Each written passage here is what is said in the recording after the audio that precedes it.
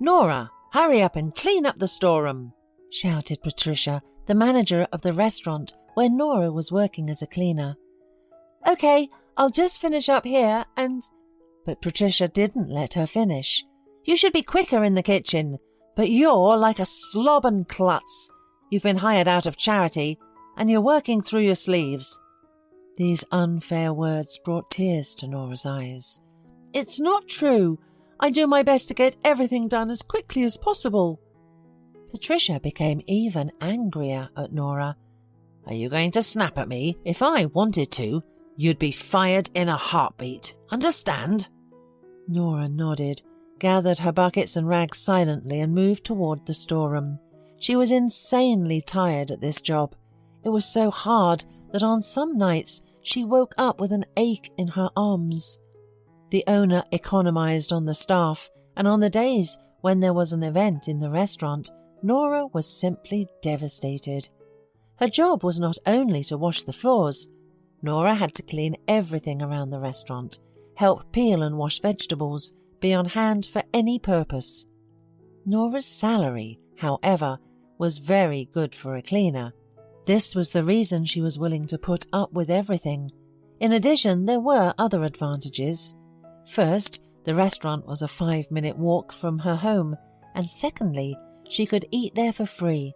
This was the most important plus. The thing was that Nora tried to save up for her dream as much as possible. If you looked at Nora from the right, she was an ordinary, even pretty girl. But if you looked at her from the left, you could see a huge birthmark almost all over her cheek. Sometimes she let her hair down on that side, and it was not so frightening to people around her, but Nora was terribly embarrassed by this, and did not even go to college after school. Because of this birthmark, she could never get a proper job, and because of it, according to Nora, she ended up in an orphanage. So Nora's main dream was to get rid of that birthmark. "Nora!" The girl heard Patricia's angry shout, and from unexpectedness, she even jumped up and banged her head painfully on the shelf. "Haven't you finished here yet? I don't understand why they pay you such a salary. There's knee-deep snow outside, you know. It's a wedding day, so everything has to be perfect."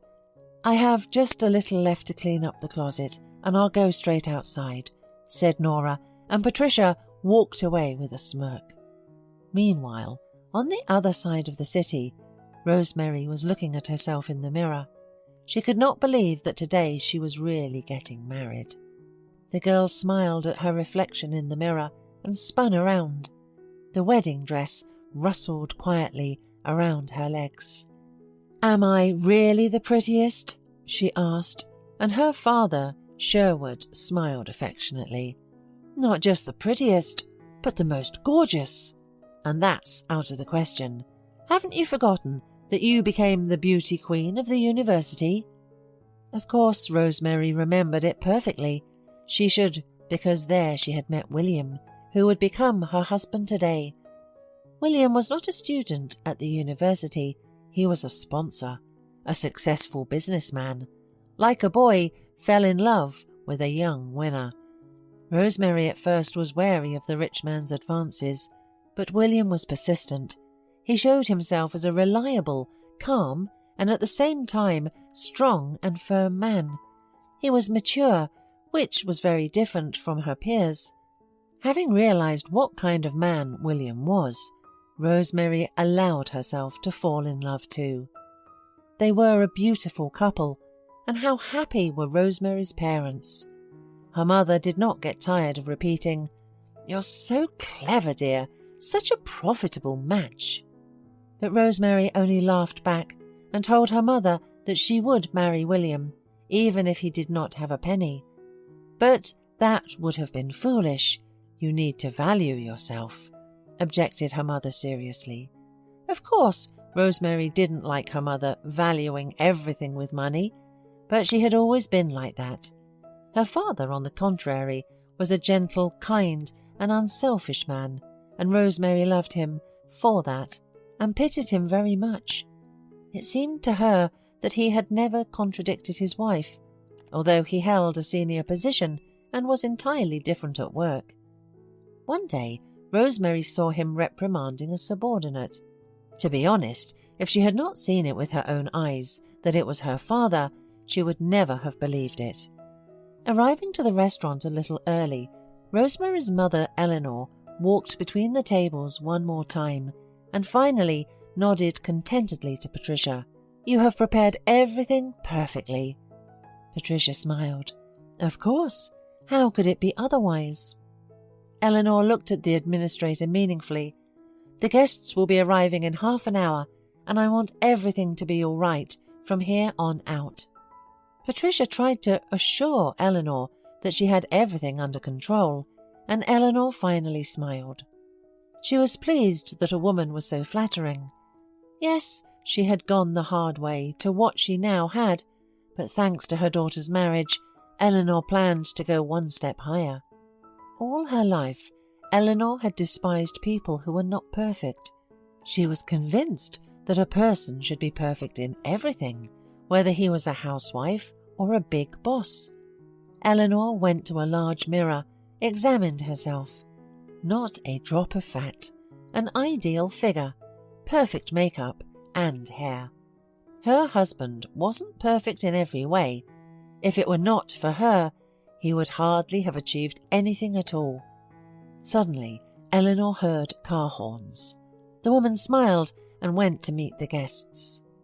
2 hours later, a disgruntled Patricia approached Nora. "Hey, there's a broken bottle of champagne in the hall. You need to clean it up." Nora grabbed a dustpan, bucket and broom and was just about to enter the hall when Patricia called out to her again. "Cover your face with something or you'll scare the guests. Who on earth thought of hiring you to work in such a decent place?" Nora clenched her teeth so she wouldn't cry, and with a familiar gesture, she hid her birthmark behind the strands. Cautiously, making her way between the guests, Nora heard the announcement that the bride would be throwing the bouquet at the moment. Wow, I'd love to see the bride throw the bouquet too, and she is, as the waiter said, beautiful. The groom must be from some rich people. They had such an expensive wedding, thought Nora, and noticing that Patricia was discussing something with the bartender, she stood on tiptoes and raised her head to watch the throwing of the cherished bouquet. The bride stood with her back to the guests while the presenter was counting out loudly, 1, 2, 3. The bouquet flew up. All the single ladies rushed to where it was supposed to fall, but the bouquet, catching one of the chandeliers, changed its flight path and fell directly on Nora. She automatically grabbed it and froze. Everyone around her gasped and stared at her. Suddenly, someone of the guests said, "No way! Look, she looks like 2 peas in a pod, like Rosemary. This must be another practical joke." Nora heard nothing. She only saw Patricia approaching her, white with anger. The poor cleaner was horrified. She even dropped the bouquet and was about to run into the back room, but someone caught her by the arm. Nora turned around. The bride and groom were standing in front of her. Rosemary looked surprised, and the groom's mouth dropped open in amazement. And there was much to be surprised about. It was as if Nora were looking at herself, only with makeup and without the ugly birthmark. "Who are you?" asked the bride loudly, and there was silence in the hall. "I'm Nora, but I'm sorry I have to go to work." "Work? Are you out of your mind? Do you realize that it's impossible for 2 people to be with the same face?" At that moment, a pale Eleanor ran up to them. "Rosemary, let's go. It's your wedding. But you were making some proceedings here."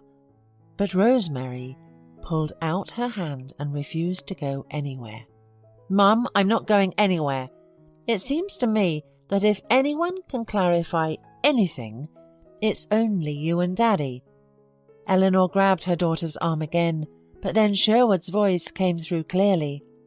"Eleanor, but you told me the other girl was dead." Nora slowly shifted her gaze from Eleanor to Sherwood. She finally began to make sense of what was happening. Tears flowed from her eyes.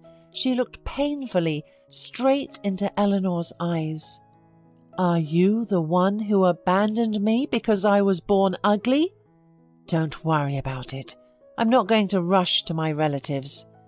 Just now at least I know the face of the one who gave birth to me and then abandoned." Nora shouted and ran out of the hall, knocking over a bucket of water on the way. She grabbed her jacket and left the restaurant, choking back tears. Nora sobbed all night until she was exhausted, and then she suddenly realized that nothing had happened. She had suspected before that her parents had abandoned her because of that birthmark, and now she just knew who they were. But the pain was she wasn't born alone, and the fact that she was now out of a job. Nora didn't notice how she fell asleep. She was awakened by a persistent ring on the doorbell. The girl opened and saw Rosemary and her husband on the doorstep. "Hello, may we come in?" Nora stepped back in silence. She had no idea why these people had come, but she really hoped they would leave sooner. William sat down in a chair and Rosemary remained standing. "Nora, I understand everything you're feeling right now, although I can't even imagine how this could happen at all. I can't believe that my parents could... for me, my world collapsed yesterday." Rosemary wiped away her tears, and William took her hand and continued for his wife. "Anyway, Nora, my wife, and I will not leave you. We have money. We'll pay for any treatment. Your friends at the restaurant told us that you're collecting money for that." Nora did not have time to answer because the doorbell rang again. "I think I know who it is," said Rosemary, and went to open the door. She came back already with her father. Sherwood had aged 10 years overnight. He walked over to Nora, looked at her for a long time, then said, "I'm sorry, daughter. If only I had known. When your mother was in labour, I was on a business trip. I was sent to the other side of the world for 3 months. I wanted to say no, but Eleanor insisted because it was a big step in my career. She promised me that she would somehow manage without me. And when I came back, well, she said that this sometimes happens with twins." A month passed. Nora was lying in the clinic, waiting for surgery.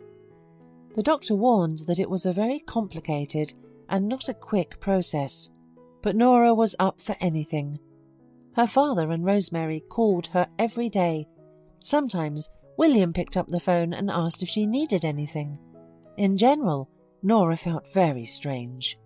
She was used to being alone, and now she had so many close and caring people to help her in everything. The door creaked open quietly. Nora turned her head and froze. Her mother entered the room. When you were born, I thought my life was ruined. I imagined how everyone would point the finger at you and me, how our family would be discussed. And I wanted the perfect family. I couldn't do otherwise. I would have gone crazy. For a long, long time, I couldn't sleep at night, but then I convinced myself that I did the right thing. Now everything that was perfect, that I had built for years, has collapsed like it was nothing. I'm judged even by those whom I might say I spoon-fed. And then, why did I need all this? I understand that you don't like to see me, and I won't bother you. But let me come and see you once in a while. I can't visit you with my husband. We have nothing else in common anymore. Rosemary has turned her back on me. You see, all I have now is you, the daughter I had once betrayed. Forgive me, though I understand that such things cannot be forgiven." The woman stood up and walked to the door. There was no more proud posture, no more head held high. At the door, she turned around, and Nora said quietly that she would welcome her visits. There seemed to be a faint light in the woman's eyes, and she smiled weakly. "Thank you."